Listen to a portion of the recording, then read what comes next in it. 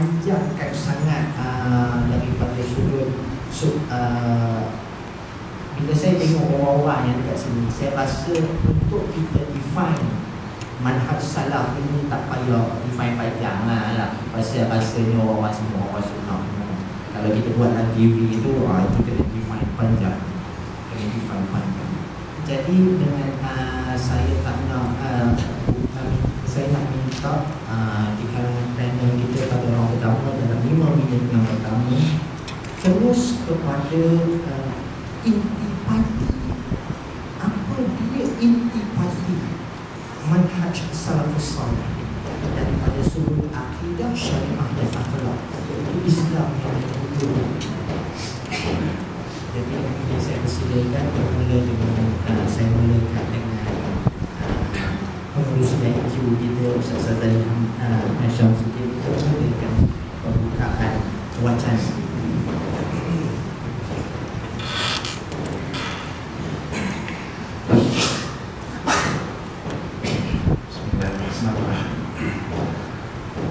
Assalamualaikum warahmatullahi wabarakatuh. Alhamdulillah, nahmaduhu wa nasta'inu wa nastaghfiruh wa nasta'in. A'udzu billahi min syururi anfusina wa min sayyiati a'malina. Man yahdihillahu fala mudilla lahu wa man yudlil fala hadiya lahu. Asyhadu an la ilaha illallah wa asyhadu anna Muhammadan abduhu wa rasuluh. Yang dimiliki kita kasihi sahabat saya Ustaz Kamrul Ihsan. Yang mewakili rezeki tuan-tuan guru saya Ustaz Habib Maulana Syekh Fatul Aziz, Ustaz yang depan saya, sahabat-sahabat muslimin dan muslimat yang dirahmati Allah. Pertamanya semuanya saya mengharapkan supaya bercakap melona kita sebab sebenarnya promosi dia ada utama kan. Kalau di akhir kita ada peluang kan ambil jadi orang kumpul-kumpul. Tapi bila kita yang mula ni kita kena sebut depan tuan-tuan guru ni satu yang masalah. Sebenarnya yang disebutkan pada tuan-tuan mesti kita ada sebut bahawa salaf ataupun Ahlussunnah wal Jamaah ni sesuatu yang dah biasa pada tuan-tuan. Tak perlu nak definisi panjang. Ya. Cuma apa yang kita ataupun saya nak sebut malam ini sebagai peringatan untuk kita bersama. Saya minta maaf lah kalau ada silap apa tu minta Ustaz kita betulkan. Kita ulang balik apa yang kita pernah dengar dan tuan-tuan puan-puan biasa juga dengar perkataan salaf. Walaupun di sana di Malaysia kita ni ramai orang jarang sekali dengar perkataan salaf. Mereka yang mengaji, dia tak mengaji, dia tak tahu salaf tu apa. Di kalangan yang mengaji pun masih lagi kabur juga salaf tu apa. Dia ingat salah dalam bab fiqh, kalau dia kata buat salah dalam bab fiqh kan. Jadi pada malam ni insya-Allah kita akan cuba bincang tentang manhaj salaf. Tentang salaf ni dalam Quran ada sebut kata salaf. Salafa yaslihu salafan. Salafa yaslihu salafan. Bermakna madha. Dari segi bahasanya maknanya telah berlalu. Istilah kita kalau kita kata salaf ni maknanya telah berlalu. Generasi yang telah berlalu dipendekkan cerita. Maknanya datuk nenek moyang kita, tok-tok kita yang telah meninggalkan kita, orang dulu dipanggil salaf. Dari segi bahasa masuklah mereka yang kita ikuti, sahabat-sahabat radhiyallahu anhum pun dipanggil salaf. Kumpulan-kumpulan sesat pun panggil salaf je sebab dah lalu. Jadi yang sebab itulah kadang-kadang istilah salaf ni orang-orang yang mempunyai manhaj yang tak betul, kumpulan-kumpulan ahli bid'ah pun kata kami juga sebenarnya salaf betul. Sebab kami awal daripada kamu. Bahkan yang kita selalu dengar sekali Syiah pun dia mendakwa dia ahli sunnah juga, salaf lah. Rasanya sebelum Abu Hasan Asy'ari mazhab Asy'ariyah wujud, dia kata dia dah ada awal dah. Dia Ja'far Shadiq kata dia lebih salaf daripada kita. Dan sebab itulah salaf ini dari segi bahasa yang kita sebut ialah mereka yang telah terdahulu, meliputi semua orang. Maka bila kita sebut manhaj salaf, siapa salaf tadi? Nak definisikan secara tepat, maka keluar ada kalimah kita panggil ahli sunnah wal jamaah. Salaf dengan ahli sunnah wal jamaah ni, walaupun perkataan yang berbeza, sebenarnya mereka ni adalah sama. Sebab salaf yang kita nak maksudkan di sini ialah mereka yang ahli sunnah wal jamaah tadi. Mereka mengikut sunnah Nabi SAW. Sunnah ni tuan-tuan suatu yang definisi banyak. Di kalangan ahlul hadis lain, di kalangan ahlul fiqh lain, di kalangan usul fiqh, ulama usul fiqh lain. Biasa kalau kita dengar sunnah ialah ma nusibah ila Nabi SAW, ma nukila anil Nabi SAW min qawlin aw fi'lin aw taqririn aw sifatin khalqiyah aw khulqiyah. Kita dengar biasa ta'rif begitu. Apa yang dipindahkan diambil daripada Nabi SAW, dari perkataan, perbuatan, sifat semula jadi dan sifat akhlak Nabi SAW. Ada juga sunnah tu tak ditarikkan ialah bertentangan dengan bid'ah. Setiap yang bertentangan bid'ah tu sunnah.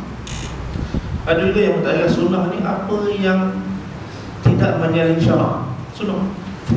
Walaupun tidak dibuat zaman Nabi SAW, bagi sunnah. Ini adalah sunnah.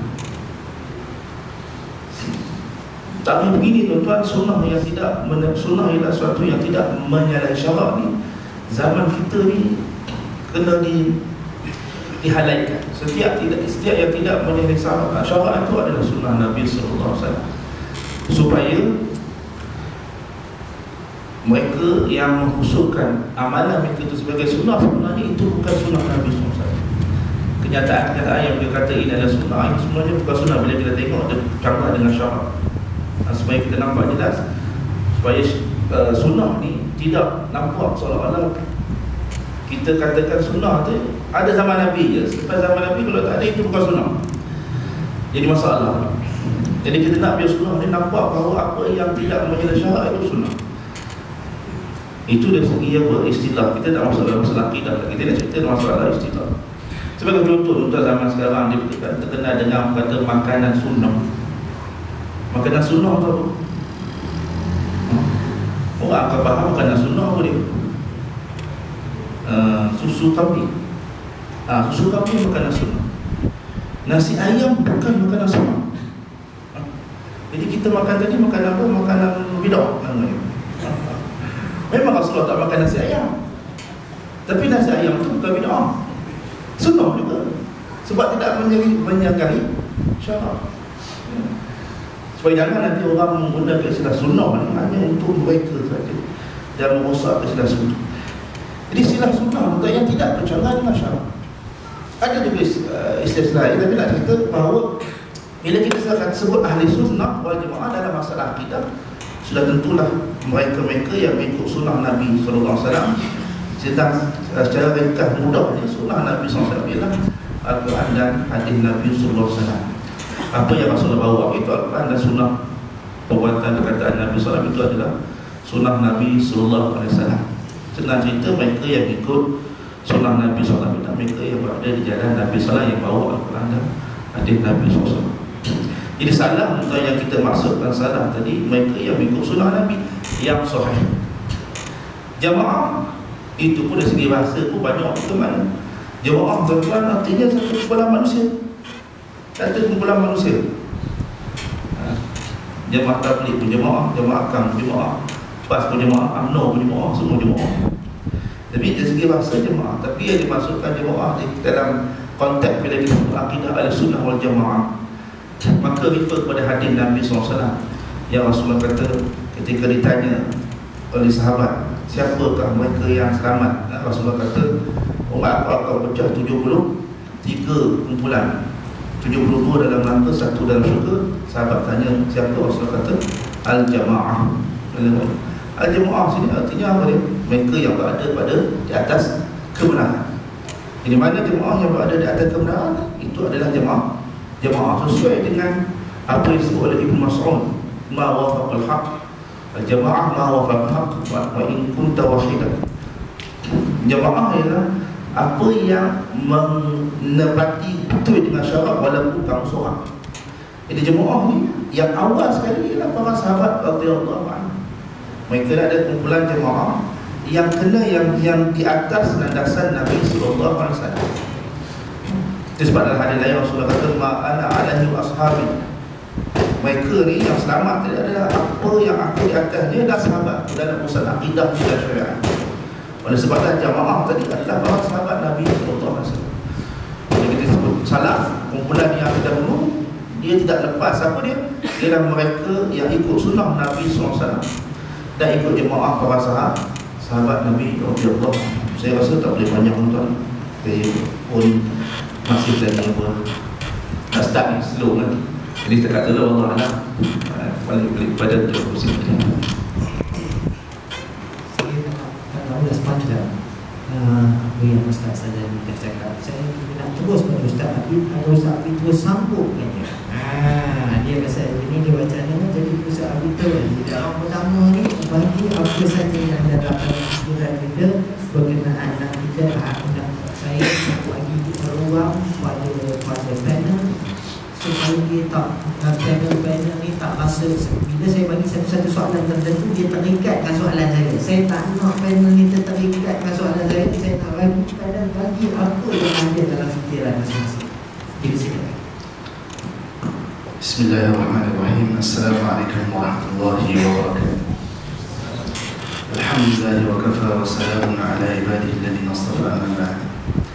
Yang dimuliakan tuan pengurusi majlis, Ustaz Azali, Maulana Fakhrul Razi, muslimin muslimat dirahmati Allah Subhanahu wa taala sekalian. Jadi tajuk kita telah diterangkan secara jelas oleh Al-Fadhil Ustaz Azali tadi. Cuma saya ingin mengulang semula saja. Yang diterangkan tadi telah jelas dan sahih lagi tepat. Sebagaimana tuan-tuan ketahui bahawa manhaj salah satu maknanya bermakna barnamaj, program. Tapi ini bukanlah maksud manhaj salaf yang kita bincangkan pada malam ini. Ini dari segi luar. Manhaj salah satu maknanya adalah barnamaj, program atau kurikulum. Yang kedua, manhaj bermakna tariqun wadih, jalan yang jelas. Jalan jelas sebagaimana firman Allah Subhanahu wa taala, "Likullin ja'alna minhum syir'atan wa minhaja." Minhum ya. Setiap umat tu kami jadikan untuk mereka satu syariah dan minhaj. Jalan yang dijelaskan, yang jelas ditunjukkan oleh Nabi-Nabi mereka. Jadi manhaj antara makna ialah tariqun wadih, jalan yang jelas. Kalau susah sangat tu dia bukan manhaj. Nak kenal Allah kena bersuluk 60 tahun, 70 tahun dulu, itu bukan manhaj. Kena terbang dulu, kena makan api dulu, nak kenal Allah Ta'ala, itu bukan manhaj. Sebab dia tak ada wadih. Yang ketiga, manhaj bermakna nizam, sistem. Ini dari segi luar, dari segi bahasa. Bila kita merujuk pada manhaj salaf, yang sistem atau akidah yang ditunjuk oleh Nabi SAW yang dipegang oleh sahabat dan tabi'in. Antara lain makna manhaj ialah tariqah atau uslub ataupun muqarabah, approach. Bagaimana Nabi SAW mendakwakan akidah, bermula dengan tauhid, sembahyang dan seterusnya. Di dakwah Islam bermula dengan tauhid. An yuwahhiduhum. Pertama, awal ma tad'uhum ilai an yuwahhiduhum, atau dalam riwayat qaul la ilaha illallah. Pertama sekali yang kamu dakwahkan mereka itu, yang ahli kitab, ialah kamu mengajak mereka agar mentauhidkan Allah Subhanahu wa taala, mengesahkan Allah Subhanahu wa taala dalam uluhiyah, asma' dan sifat, dalam hakimiyah dan rububiyah. Jadi la ilaha illallah atau ibadah dalam istilah Al-Quran dan hadis bukanlah yang dimaksudkan ibadah. Pertama sekali kamu ajak mereka ialah ibadah kepada Allah Subhanahu wa taala, dan jangan jangan mensyirikkan Allah bukan sembahyang di situ. Itu bukan dalam sembahyang. Ibadah yang dimaksudkan di situ, dakwah pertama ialah ibadah, ialah mengenal Allah Subhanahu wa taala dan mentauhidkan Allah Subhanahu wa taala. Sebab itulah antara tafsir, antara makna tafsir dalam umma khalaqtul jinna wal insa illa liya'budun, tidaklah kami jadikan manusia dan jin melainkan semata-mata supaya mereka menyembahku, kata ulama tafsir, li yuwahhiduni wa liya'rifuni, supaya mereka itu awal-awal sekali menerima kewajipan apa dia? Ma'rifatullah, mengenal Allah Subhanahu wa taala dan mentauhidkan Allah Subhanahu wa taala, menegakkan syariat Allah Subhanahu wa taala, sebab mereka mengenal ketuhanan Allah Subhanahu wa taala, uluhiyah Allah Subhanahu wa taala dan asma Allah, nama-nama Allah dan sifat-sifat Allah yang tinggi. Di salaf, manhaj salaf makna dia sebagaimana firman Allah Subhanahu wa taala, benda yang telah berlalu. Afallahu amma salaf, afallahu amma salaf. Allah maafkan, semoga Allah memaafkan apa yang telah berlalu, dosa-dosa yang telah lepas. Salaf. Dalam bahasa yang mudah, mak bapak kita, al-ajdad, al-aba wal-ajdad. Sebab datuk-datuk dan nenek kita dalam bahasa, datuk-datuk dan nenek kita disebut salaf, sebagaimana kata Ustaz Sazali tadi, sebab mereka ini mendahului kita, telah mendahului kita. Antara ta'rif salaf dalam hadis ialah sebagaimana hadis Nabi SAW yang baginda sabdakan kepada Fatimah radhiyallahu ta'ala anha, fa innahu ni'mas salafu ana lak, sebaik-baik yang mendahului kamu ialah aku, kata Nabi SAW. Yani Nabi SAW mendahului Fatimah, yang paling utama bagi Fatimah dalam keluarga Fatimah, dan lebih awal meninggal, dan kemudian Fatimah hidup hanya beberapa bulan, lebih kurang 5 atau 6 bulan selepas kewafatan Nabi SAW, dan dia pun meninggal selepas itu. Jadi manhaj salaf ni kita sebut juga sebagai salafiyah.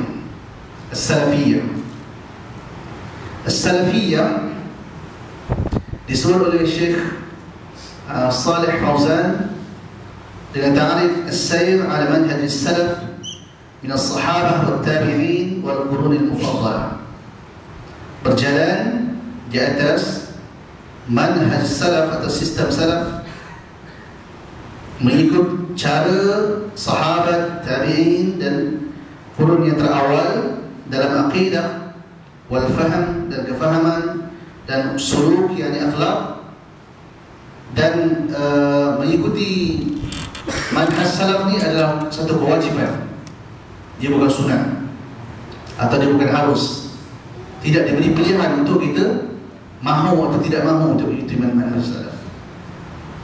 Sebab itulah tidak menjadi kesalahan apabila kita menamakan diri kita salafi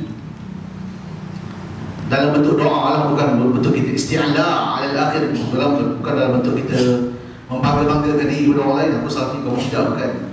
Dalam bentuk doa, harapan, taraji, al-salami taraji min Allah Ta'ala.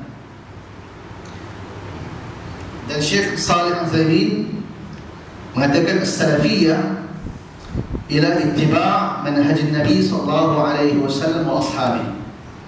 Salafiyah ialah mengikuti manhaj Nabi sallallahu alaihi wasallam dan sahabat, tidak menyeleweng mengikuti manhaj-manhaj yang direka-reka oleh manusia yang lain. Allah Ta'ala alam. Saya jemput terus Maulana Fakhrul Razi untuk menyambungkan beliau yang pertama. Bismillahirrahmanirrahim. Assalamualaikum warahmatullahi wabarakatuh. Alhamdulillah Rabbil Alamin, wal aqibatu lil muttaqin, wal 'udwana illa 'alal zalimin.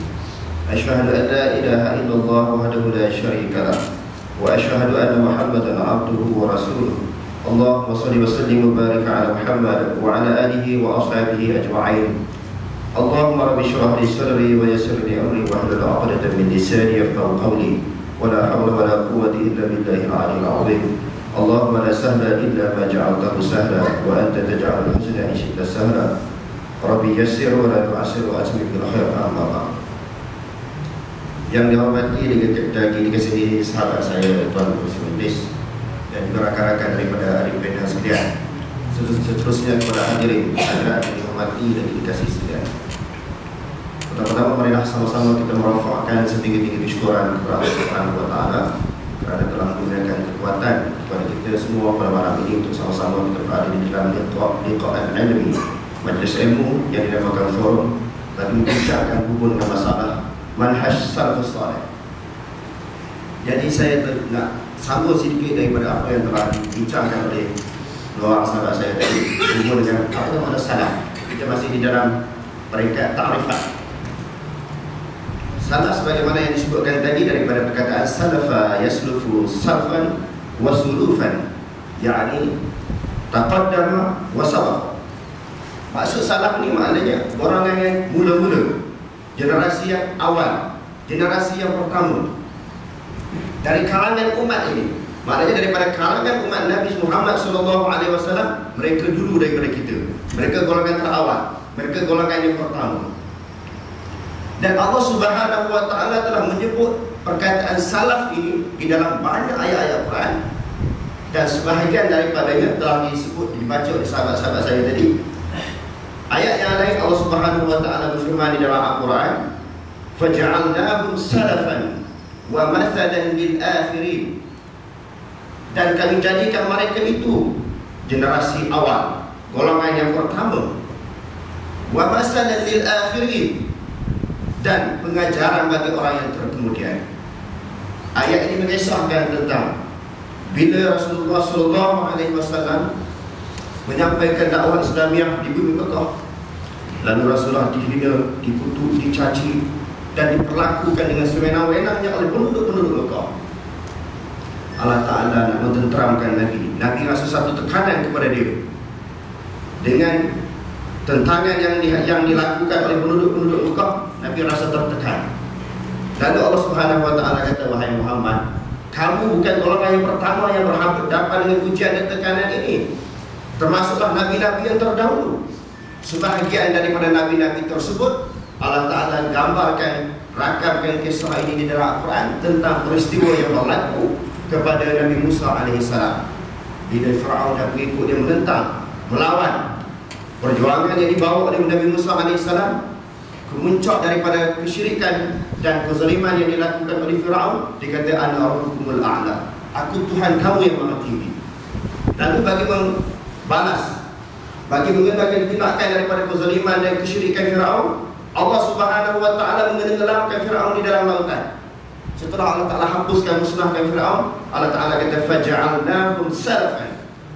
Lalu kami jadikan mereka itu golongan yang pertama, golongan yang mula-mula menerima hukuman daripada Allah Ta'ala, wa masalan lil akhirin, dan sebagai pengajaran bagi orang-orang yang menentang Allah di kemudian hari. Maknanya zaman kita ni kalau kita lawan Islam, menentang agama Allah Ta'ala, menentang dakwah yang dibawa oleh Nabi Muhammad SAW, tidak mustahil kita akan dihukum oleh Allah Subhanahu wa taala sebagaimana umat yang terdahulu.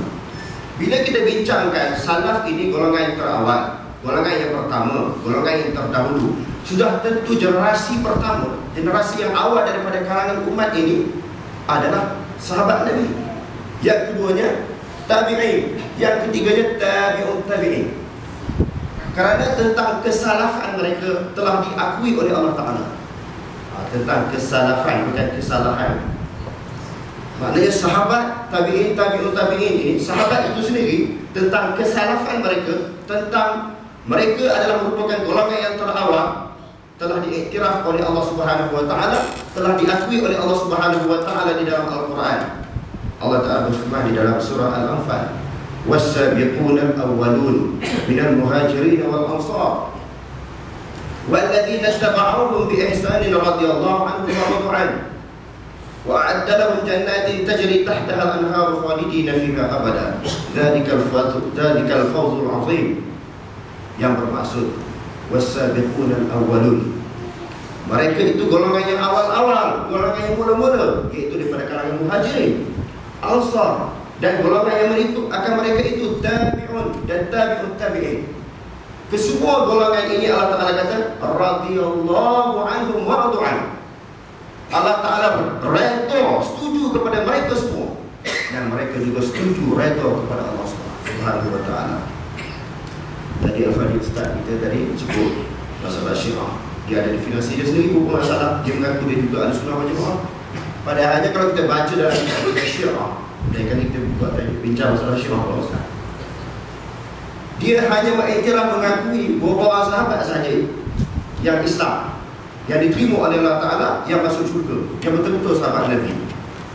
Ayat ini menafikan dakwaan dan pegangan mereka. Allah Ta'ala kata semua salafus salih dari sahabat Nabi, tabi'un, tabi'un tabi'in radhiyallahu anhum wa radu anhu. Ayat ini menafikan pegangan dan hujah mereka yang mengaku bahawa sahabat setelah melakukan kewafatan Rasulullah SAW banyak yang jadi murtad cuma segelintir daripada kalangan sahabat. Okey, kita kembali kepada apa yang kita bincangkan tadi. Allah Ta'ala redha kepada mereka. Yang demikian itu adalah merupakan kejayaan yang besar. Maknanya hadirin sekalian, kalau kita kembali kepada akidah salafus salih, manhaj salafus salih, kita juga insya-Allah akan turut diredai oleh Allah Subhanahu wa Ta'ala. Dan kita juga akan redha kepada Allah Subhanahu wa Ta'ala. Di samping Allah Subhanahu wa Ta'ala mengiktiraf, mengakui tentang kehebatan, tentang kebenaran, tentang kesucian akidah yang dimiliki oleh orang-orang salaf, Allah Ta'ala juga mengiktiraf tentang pegangan mereka terhadap hukum Allah Ta'ala, terhadap apa yang diturunkan oleh Allah Subhanahu wa Ta'ala daripada Al-Quran, dan pegangan mereka terhadap sunnah Nabi. Kuntum khayra ummatin ukhrijat linnas ta'muruna bil ma'ruf wa tanhauna 'anil munkar wa tu'minuna billah. Kamu adalah sebaik-baik umat, Allah Ta'ala kata. Allah Ta'ala tak iktiraf kita, Allah Ta'ala tak mengaku zaman kita sekarang ni. Kita zaman sekarang ni belum tentu, walaupun usaha-usaha sedang dan akan kita lakukan untuk menjejaki jejak langkah salafus salih, tetapi belum tentu kita termasuk. Semoga Allah Ta'ala masukkan kita daripada golongan tersebut. Tetapi sahabat-sahabat Nabi ini memang Allah Ta'ala iktiraf mereka. Allah Ta'ala mengaku mereka ini adalah sebaik-baik umat. Jadi tidak lain dan tidak bukan untuk menjadi umat, memiliki umat yang baik, tuan-tuan. Sebagai orang pertama ni Ustaz, maknanya kita kena kembali kepada manhaj salafus salih. InsyaAllah untuk orang yang seterusnya kita akan bincang sudut akidah dan syariat. Wallahu a'lam. Kesimpulan saya bagi sedikit kesimpulan. Mengikut ahli-ahli panel yang telah membincangkan pada round pertama tadi, Ustaz Sazali daripada awal untuk menceritakan tentang manhaj salafus salih ini adalah golongan yang mengikut jejak langkah Nabi, yang mengikut sunnah, dan dengan seluruh definisi sunnah yang telah dibawakan. Ustaz Adib pula membawa manhaj salaf ini daripada sudut definisi yang lebih halus. Manhaj salaf yang nak dibentangkan, yang nak kita sampaikan, apa dia manhaj ini? Ustaz Adib ini tarikh keluar jalan ataupun bahasa mudah untuk orang yang tarikat. Memang dia nak tarikat ke? Tarikat so, bukan tarikat tu. Tarikh keluar jalan yang terang ini maksud metodologi, kaedah, kaedah atau metodologi memahami akidah, syariat dan akhlak mengikut generasi terawal, iaitu generasi yang Nabi sebut khairun nasi qarni thumma alladhina yalunahum thumma alladhina yalunahum. Sebaik-baik kurun itu adalah kurun aku. Sebaik-baik kurun yang dimaksudkan yang baik itu adalah yang paling baik akidah, adalah yang paling baik agama, iaitu kurun turun Nabi, turun sesudah itu dan turun sesudah itu. Maksudnya dalam para ulama menuraikan untuk 300 tahun yang pertama itu. Kemudian Maulana kita telah memberi penjelasan yang lebih jelas tentang manhaj salaf. Round yang kedua ni saya nak minta agar ahli panel bermula oleh Maulana pula. Saya nak minta orang Melayu, orang Islam itu semua sangka kita ikut ulama. Semua juga menyangka kita ikut generasi sama orang apa orang. Nah, dia tak masyarakat tidak jelas apa dia yang diperlukan yang selama ni yang kita buat ni, yang kita pegang ni salah. Dekat mana salahnya? Dekat mana? Bid'ah. Apa yang bid'ah ni? Apa dia maksud bid'ah? Apa dia definisi bid'ah? Sebab kalau tidak jelas, dah jadi ayah kaktus tu pun dah jadi bid'ah.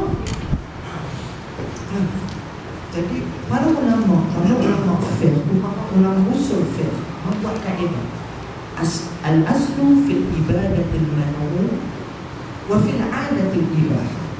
Asal bagi sesuatu ibadah itu Allah tegah adalah larangan, dan asal bagi suatu adat itu adalah harus.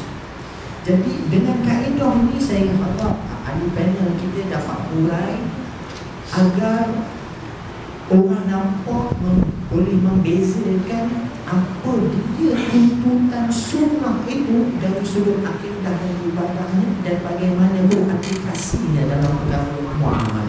Terima kasih. Saudara muslim majlis sidang hadirin yang dihormati sekalian.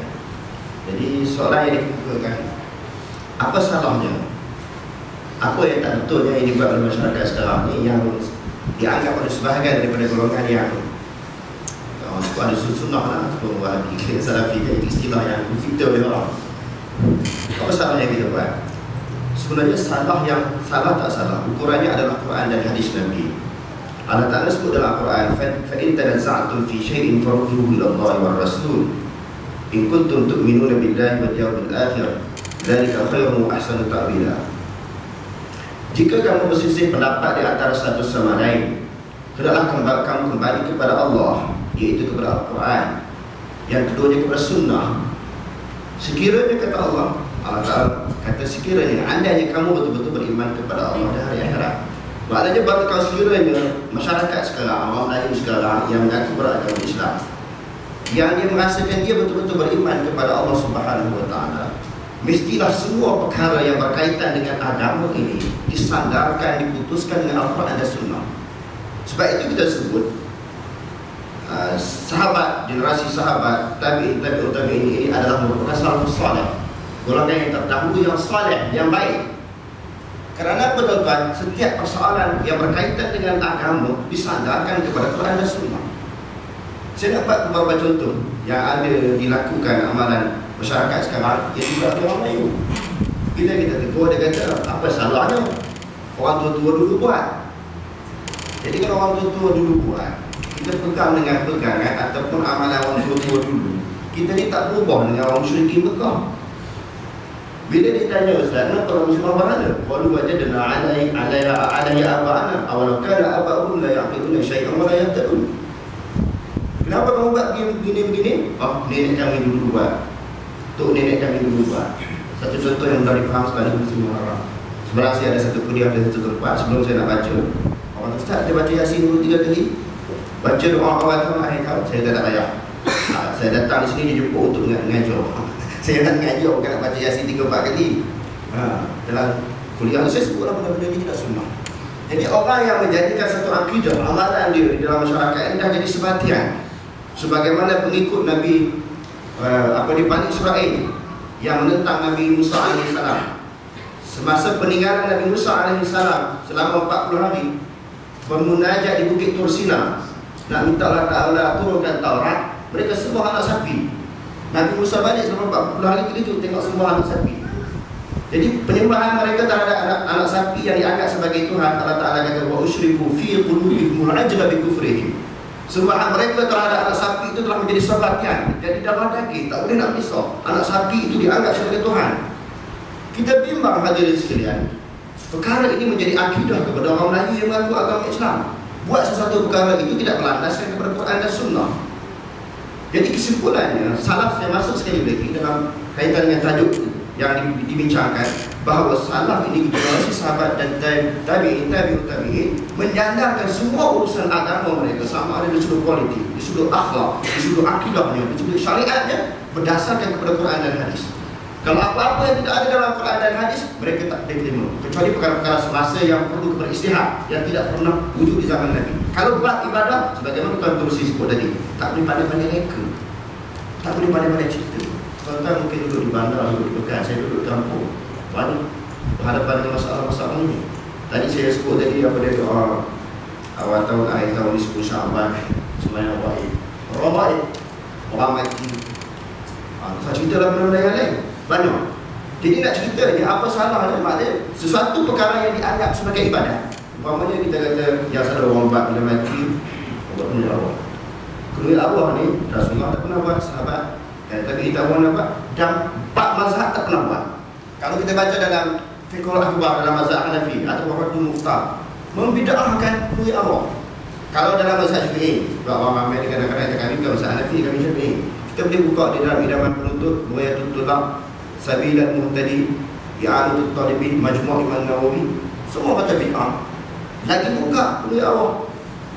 Dalam mazhab Hambali, di dalam Mughni Ibnu Qudamah, bid'ah. Di dalam mazhab Imam Malik, Fathul Malik dan sebagainya, kata bid'ah. Maknanya sesuatu amalan yang dilakukan oleh sebahagian orang kita, orang Melayu kita, disandarkan kepada agama. Itu telah bid'ah. Jadi bagaimana cara kita nak memberi kefahaman kepada orang Melayu kita yang mengaku agama Islam ni, yang banyak program-program yang semacam ini, forum seminar dan sebagainya, untuk memberi penjelasan Islam yang sebenarnya macam mana? Islam yang berkat pada salafus salih. Wallahu a'lam. Saya tertanya dengan orang Al-Fatihah juga, saya dulu sebut tentang mazhab Syafi'i.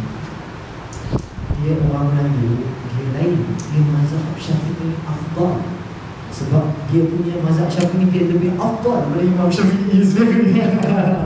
Dia lajak lebih daripada Imam Syafi'i lagi kan. Dia lebih afdal daripada Imam Syafi'i. Tak ada baca pun minta Imam Syafi'i rasanya.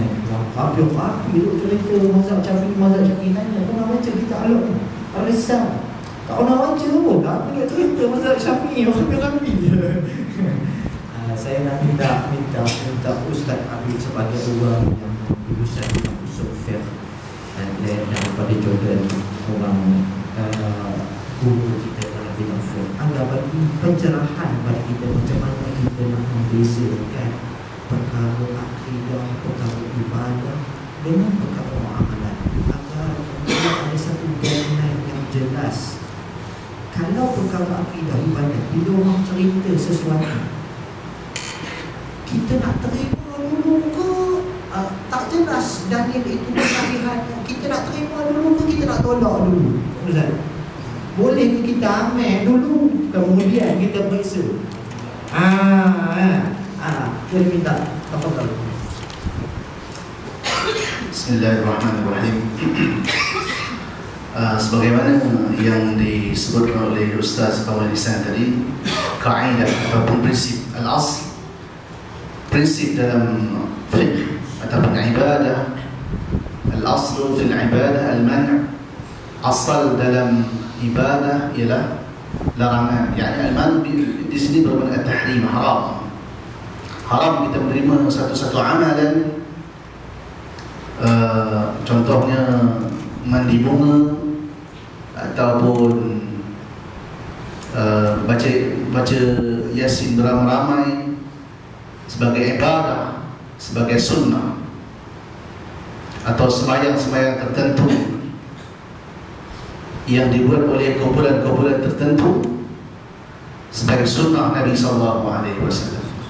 Adapun kaedah yang disebutkan oleh ulama al-aslu fil asya' al-ibahah, asal atau prinsip dalam perkara-perkara duniawi, al-asya' yakni al-muamalat, perkara-perkara urusan muamalat sehari-hari, al-ibahah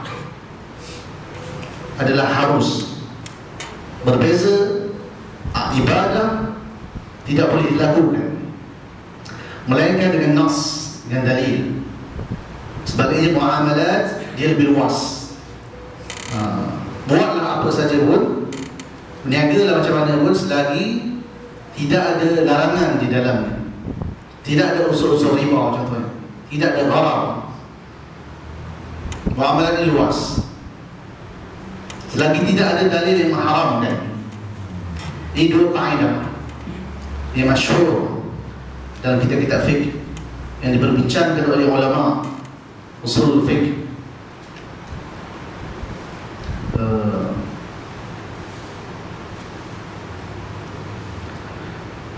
Contoh ibadah ialah manusia menganggap membaca Yasin pada malam Jumaat itu satu kemestian. Bila dia menganggap membaca surah Yasin pada malam Jumaat satu kemestian, maka dia telah menjadikan membaca surah Yasin sebagai ibadah. Kalau tak buat jadi pelik, macam nak tinggal sunnah pula lah. Tak buat dia tinggal sunnah ni, pelik macam ni. Sebenarnya itu adalah ibadat semata-mata. Yang paling kuat sekalipun, dari yang paling kuat sekalipun, bacaan surah Yasin ni adalah sunat membaca surah Yasin setiap pada mana-mana malam. Itu pun tak sampai darjah sahih. Jadi mana-mana ibadat yang tidak ada dalil padanya, maka ia tidak dikira ibadat. Bahkan ia adalah kesesatan. Ia adalah reka cipta manusia.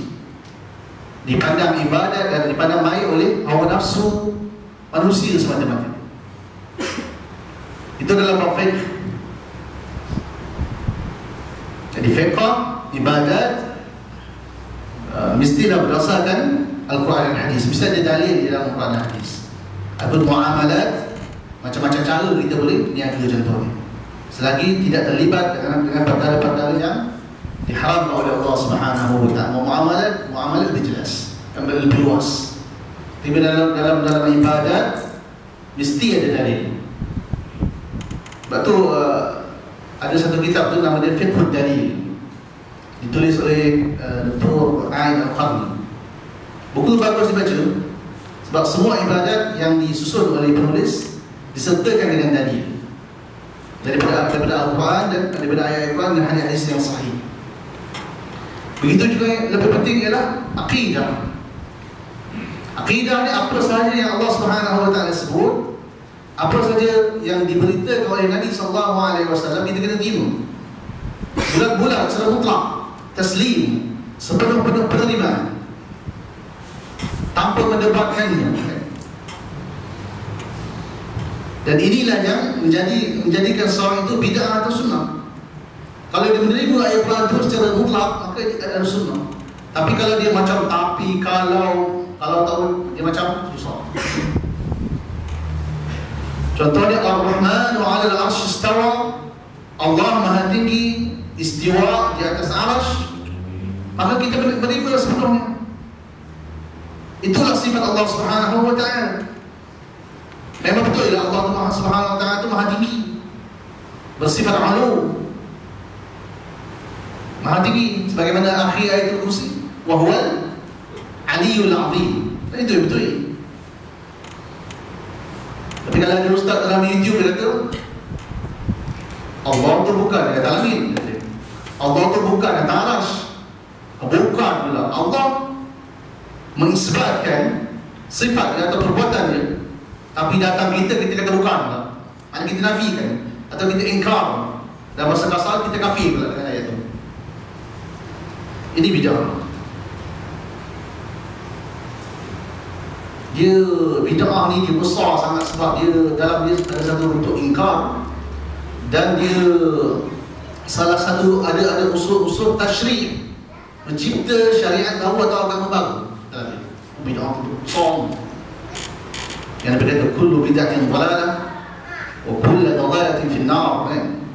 Setiap bid'ah adalah sesat dan setiap kesesatan dalam api neraka Jahannam, sebab dia ada unsur-unsur mengambil perbuatan Allah Subhanahu wa taala, tugas Allah Subhanahu wa taala, tasyri', dicipta benda baru, ibadat baru atau akidah yang baru. Ijma' di kalangan salaf menerima semua sifat-sifat Allah Subhanahu wa taala dan nama-nama Allah Subhanahu wa taala tanpa mendebatkannya. Terima secara mutlak. Amin ruha kama jaz bila kaif. Terimalah ayat-ayat ini dan hadis-hadis ini sebagaimana datangnya tanpa menanyakan hakikatnya, kaifiyah, cara macam mana. Satu hari itu kita sebut kepada seorang sahabat, dia belajar di pondok. Kita kata memang Allah Subhanahu wa taala ada tangan. Memang Allah Subhanahu wa taala ada tangan. Dia kata mana boleh macam tu? Kalau bertangan mestilah berdaging. Kalau daging mestilah ada tulang. Kalau ada tulang mestilah ada daging. Kalau daging mestilah ada darah. Dia macam kalau banyak tambahan. Tambahan itu disebut bid'ah. Jadi ditafsirkan sebagai qudrah ataupun ni'mat. Ini masalah. Jadi kita berani menyentuh sifat Allah Subhanahu wa taala. Kita berani masuk ke dalam alam ghaib.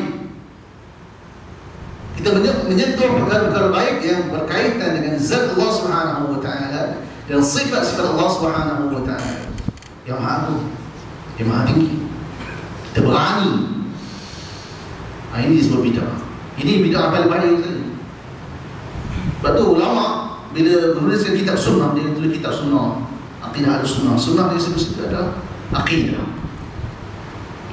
bukan sunnah amaliyah atau sunnah akhlak. Yang disebut, yang dimaksudkan ialah akidah al-sunnah. Allah Ta'ala alam. Di akhir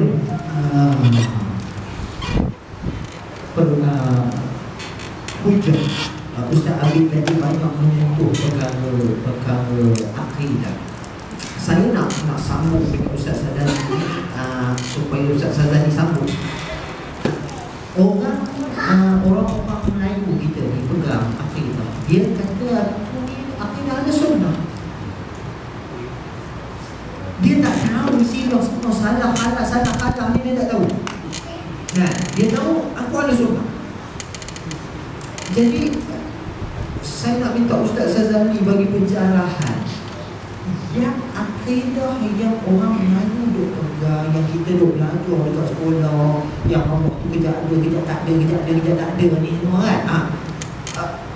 Itu adalah aliran pemikiran falsafah yang datang kemudian, bukanlah aliran akidah daripada generasi terawal Islam. Jadi saya minta Ustaz Sazali bagi penerangan, bagi penjelasan yang lebih jelas agar kita dapat seru umat Islam Indonesia akan kembali untuk ubah, untuk melakukan islah dan jadid dalam perkara yang teramat penting. Isu yang Ustaz Habib bawa tadi itu tentang istiwa itu, kalau kita tengok Imam Abu Hanifah kata, kalau orang kata tanya Allah di mana, dia kata dia tak tahu. Imam Abu Hanifah kata kafir. Kata tak tahu ya. Bukan kata Allah tu di mana-mana, tak bertempat macam-macam ni. Imam Malik, Imam Syafi'i, Imam Hanbali, malah sahabat majoriti hampir kesemua berijma bab perkara. Tapi orang Melayu dia tolong. Punya handai punya handai kan? Habis semua orang soleh semua tak kerja. Orang Melayu boleh kerja. Jadi minta Ustaz Sazali bagi pencerahan pada kamu Sazali, tolong kita pakat yang salah.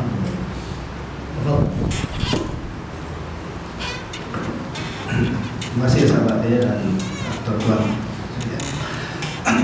Masalah salah, saya nak sentuh sikit masalah. Kalau salah buat tajuk kita salah.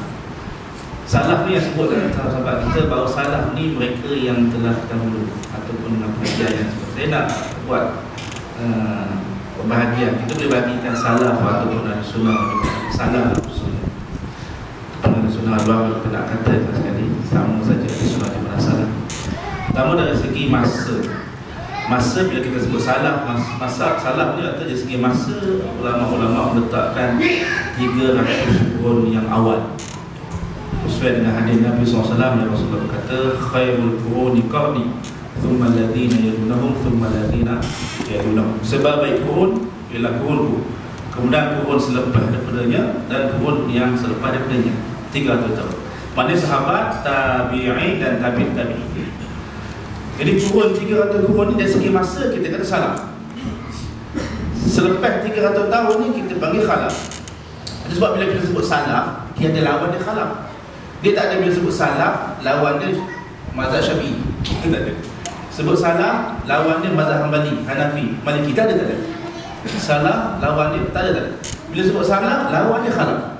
Macam kita lah, hitam, putih. Tak ada pula hitam lawannya. Dia dah sinonim. Bila sebut salah, dia lawan dia khalaf. Maknanya dua istilah yang berbeza. Ulama-ulama bila disebut salah, dia refer kepada masalah akidah, perbezaan dalam akidah, bukan masalah fiqh. Sebab mana lah kita jumpa belajar fiqh apa? Fiqh salah saja. Kalau belajar dalam universiti ke mana dia akan belajar fiqh Syafi'i, Maliki, Hanafi, Hanbali. Hatta di Arab Saudi tempat saya belajar fiqh Hanbali, fiqh Wahabi tak ada. Tapi orang kita kata fiqh Wahabi tak ada. Mana ada fiqh Wahabi? Fiqh Hanbali. Saudi dia mazhab Hanbali, fiqh Hanbali. Jadi nak sebut bila sebut salah, dia lawan khalaf. Jadi masalah akidah tu bila sebut salah, khalaf masalah akidah, bukan masalah fiqh. Walaupun sana ada kaitan dengan fiqh spesifik. Tapi nak cerita bila sebut salah, artinya pembahagian dari segi masa ialah 300 tahun yang awal. Siapa yang 300 tahun awal, itulah mereka ni yang hebat.